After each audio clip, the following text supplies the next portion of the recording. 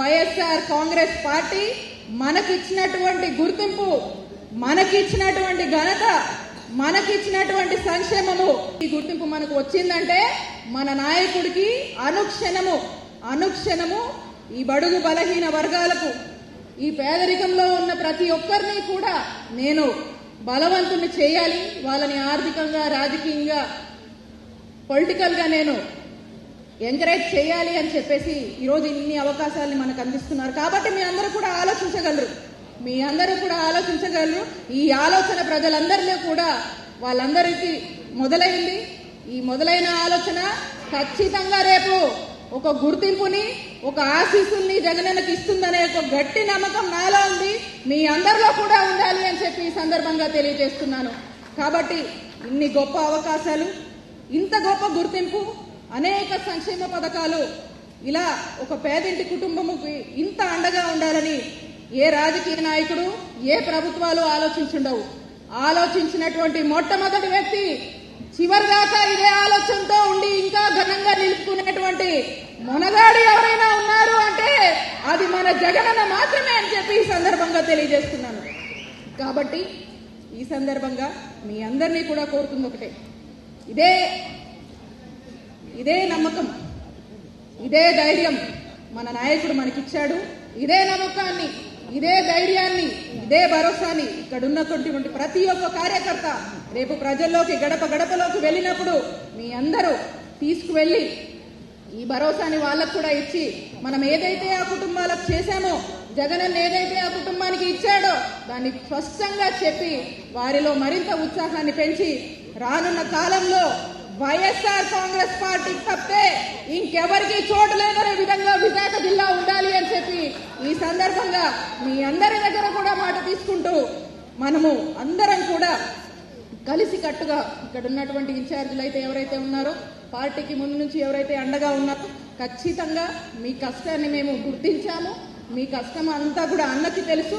ఇంకా కూడా రానున్న కాలంలో మనం అందరం కలిసికట్టుగా పనిచేసుకునే క్రమంలో పెద్దలు సుబ్బారెడ్డి గారి నాయకత్వంలో, వారి డైరెక్షన్లో, అలాగే ఇక్కడ ఉన్నటువంటి జిల్లా పార్టీ అధ్యక్షులు మనందరూ ఒక కాంబినేషన్తో ఖచ్చితంగా మీ హార్డ్ వర్క్స్ని ముఖ్యమంత్రి గారి నోటీసులోకి తీసుకువెళ్తాము.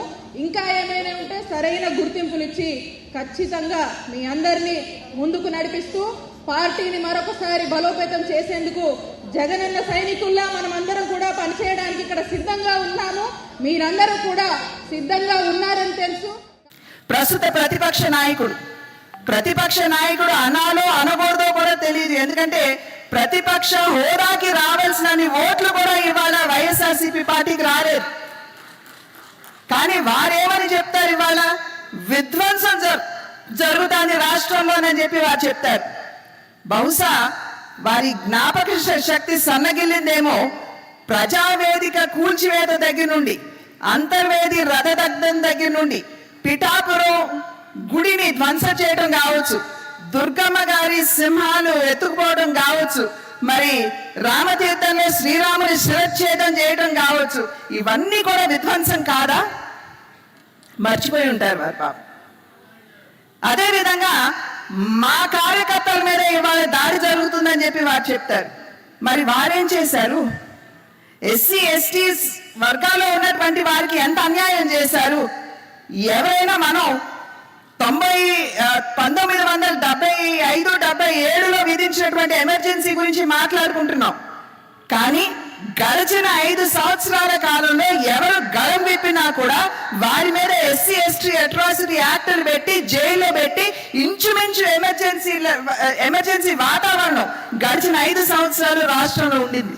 అది వారు మర్చిపోయారేమో, ప్రజలు మర్చిపోలేదు. పదే ఈ మధ్యన ఎన్నికల ఫలితాలు వచ్చిన వెంటనే ప్రతిపక్ష నాయకుడు జగన్మోహన్ రెడ్డి గారు వారు ప్రెస్ కాన్ఫరెన్స్ పెట్టి చెప్తారు, నేను ఎన్నోసార్లు బటన్ నొక్కాను, అవ్వ తాతలకి, మరి అక్క చెల్లెమ్మలకి, అన్నదమ్ములకి అందరికీ కూడా నేను ఉచితంగానే అన్నీ కూడా అందించాను, మరి నన్ను ఎందుకు ఓడించారో నాకు అర్థం కావటం లేదు అని చెప్పి వారు చెప్పారు.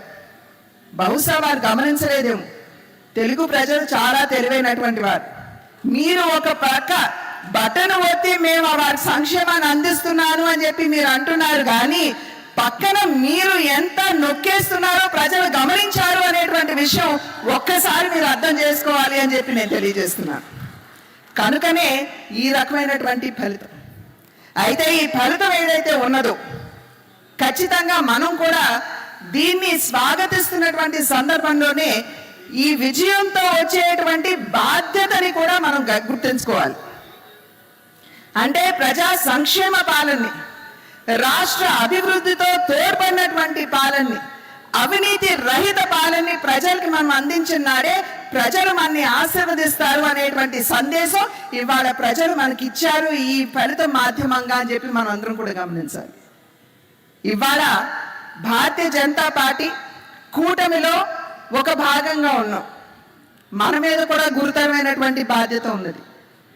పరిపాలనలో చాలా సమయం దొరకనటువంటి నేపథ్యంలో క్షేత్రస్థాయిలో ఉన్నటువంటి విషయాలు, ప్రజలు ఏమైనా ఇబ్బందులు ఎదుర్కొన్నా, ఏమైనా ప్రజా సమస్యలు ఉన్నా వాటి మీద స్పందిస్తూ మనం వెంటనే వాటన్నింటినీ కూడా నిర్మాణాత్మకంగా ప్రభుత్వానికి తెలియజేయవలసినటువంటి బాధ్యత ఇవాళ మన మీద ఉన్నది అని చెప్పి మీ అందరికీ కూడా నేను తెలియజేసుకుంటూ, బాధ్యత కలిగినటువంటి భాగస్వాములుగా ఎన్డీఏ కూటమి, అదేవిధంగా రాష్ట్రంలో ఉన్నటువంటి భాగస్వాములుగా బాధ్యతతో మెలుగుతూ, నిబద్ధతతోటి ప్రజల పక్షాన నిలబడుతూ, వారి సమస్యల్ని అర్థం చేసుకుంటూ రాష్ట్ర ప్రభుత్వానికి ఎప్పటికప్పుడు తెలియజేస్తూ ఆ వారధి పాత్ర ఏదైతే ఉందో మనం అందరం కూడా నిర్వహించాలి.